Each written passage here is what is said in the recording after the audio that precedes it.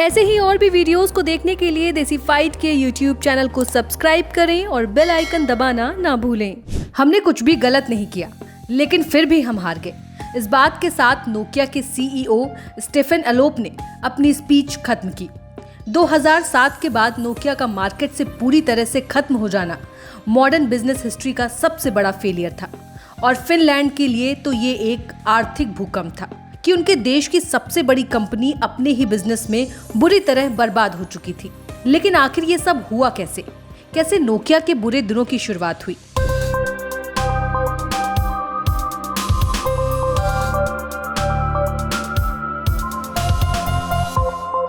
Telecom में जब digitalisation ने पूरे यूरोप में तूल पकड़ी तो नोकिया के जोशीले और मजबूत मैनेजमेंट ने कई कदम निडर और बेखौफ होकर उठाए और अपनी टेक्नोलॉजी की पतवार को इसी दिशा में मोड़ दिया था। लेकिन 1990 के मध्य में जब सप्लाई चेन टूटी तो नोकिया खुद की ही कामयाबी का शिकार हो गया।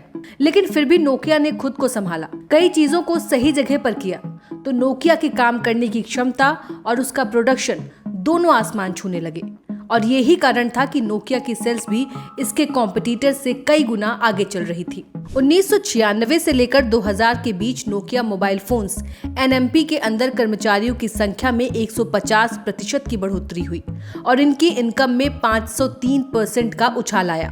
लेकिन ये सारी कामयाबी एक कीमत पर आई थी और ये कीमत थी नोकिया के मेन डेवलपमेंट सेंटर में काम करने वाले मैनेजर्स पर लगातार बढ़ता प्रेशर, जिसके कारण वो किसी दूसरी इनोवेशन के लिए अपना समय निकाल ही नहीं सकते थे। स्मार्टफोन बनाने की रेस में शामिल न होना। जिस समय टेक्नोलॉजी की गंगोत्री से एंड्रॉयड की गंगा निकली तो नोकिया इसके करीब भी नहीं गया। एक तरफ मोबाइल बनाने वाली कंपनियां अपने स्मार्टफोन बनाने और उन्हें बेहतर बनाने में लगी हुई थी, तो दूसरी तरफ नोकिया जिद्दी बना हुआ था।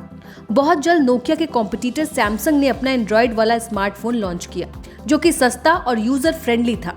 Today, I am proud to say that we are introducing the Galaxy S. वही नोकिया के मैनेजमेंट को ये लग रहा था कि लोग टच स्क्रीन वाले फोन खरीदेंगे ही नहीं, तो उन्होंने अपने QWERTY कीपैड वाले फोन्स पर ही जोर दिया और यहीं से नोकिया की उल्टी गिनती शुरू हो गई।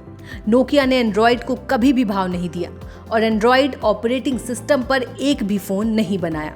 मार्केट की हवा को देखने के बाद नोकिया ने अपना खुद का सिम्बियन ऑपरेटिंग सिस्टम लॉन्च किया, लेकिन तब तक तो बहुत देर हो चुकी थी क्योंकि मार्केट में तब तक सैमसंग और एप्पल ने अपने खेमे पक्के कर लिए थे और सिम्बियन ऑपरेटिंग सिस्टम के लिए अपनी जगह बना पाना लगभग नामुमकिन सा हो गया था। नोकिया की बर्बादी का सबसे बड़ा कारण एक ये भी था, माइक्रोसॉफ्ट और नोकिया की बेमौसम की deal. We're very excited to bring the best mobile device efforts of Microsoft and Nokia together. Nokia की माइक्रोसॉफ्ट के साथ हुई बेमौसम की डील को भी नोकिया की बर्बादी का एक कारण माना जाता है। नोकिया ने खुद को माइक्रोसॉफ्ट को उस समय पर बेचा जब नोकिया बुरी तरह से घाटे में डूबा हुआ था। नोकिया खुद के दम पर मार्केट में कुछ भी कर पाने में असमर्थ था और इसी समय एप्पल और सैमसंग टेक्नोलॉजी और इनोवेशन की दुनिया में धूम मचा रहे थे। नोकिया उस समय पर मार्केट के साथ चल पाने की हालत में ही नहीं था। माइक्रोसॉफ्ट और नोकिया की उस डील को उस समय की सबसे बड़ी भूल माना गया था, जो किसी के लिए भी फायदे का सौदा नहीं थी। आमतौर पर एक स्टार्टअप अपनी बुरी मार्केटिंग स्ट्रेटजी के कारण पिटता है और ऐसा ही नोकिया के साथ हुआ। नोकिया ने एक नाकामयाब अम्ब्रेला ब्रांडिंग स्ट्रेटजी का इस्तेमाल किया। एप्पल ने सबसे पहले अम्ब्रेला ब्रांडिंग मॉडल का इस्तेमाल किया था, जिसपे उन्होंने आईफोन को सबसे टॉप पर रखा था और इसके बाद इसी के अम्ब्रेला में हर साल एप्पल ने आईफोन के नए मॉडल को लॉन्च करना शुरू कर दिया। सैमसंग ने भी गैलेक्सी सीरीज को लॉन्च करके इसी मॉडल का इस्तेमाल किया, लेकिन नोकिया को तब भी इसकी खबर नहीं पड़ी। ग्राहकों ने सालों से जो नोकिया के ऊपर विश्वास किया था वो अब धीरे धीरे खत्म हो रहा था। कंपनी के फोन सेलिंग और डिस्ट्रीब्यूशन मेथड में गड़बड़ी होना शुरू हो गई। इस सब को देखते हुए नोकिया ने अपने हार्डवेयर और सॉफ्टवेयर में कुछ शानदार से बदलाव करने की कोशिश की, लेकिन ये सब बदलाव नोकिया के कॉम्पिटिटर बहुत पहले ही कर चुके थे। नोकिया की असफल मार्केटिंग और डिस्ट्रीब्यूशन स्ट्रेटजी ने नोकिया को धीरे धीरे मार्केट से गायब करना शुरू कर दिया। बदलते समय के साथ न चलना। नोकिया कभी बदलती टेक्नोलॉजी और ट्रेंड्स के साथ नहीं चला। नोकिया हमेशा से ही अपने हार्डवेयर के लिए मशहूर था और उसने कभी अपने सॉफ्टवेयर पर ध्यान नहीं दिया। कंपनी टेक्नोलॉजी के साथ इसलिए नहीं चली क्योंकि उसने नई टेक्नोलॉजी को अपने फोन्स में उतारने का रिस्क नहीं लेना था। कंपनी में बदलाव की जरूरत है, ये बात जब तक नोकिया को समझ आई तब तक बहुत देर हो चुकी थी। फिर भी नोकिया ने बदलाव की कोशिश की, लेकिन तब तक मार्केट में हर दूसरी कंपनी एक से बढ़कर एक स्मार्टफोन बना रही थी। नोकिया ने अपने ब्रांड वैल्यू को कुछ ज्यादा ही ऊपर मान कर रखा था।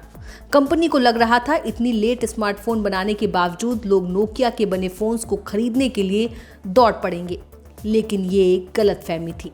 लोग तो आज भी ये बातें करते हैं कि अगर नोकिया आज भी एंड्रॉयड को अपनाकर और अपने सॉफ्टवेयर को बेहतर बनाकर वापसी करता है तो ये ब्रांड अभी भी टिक पाएगा।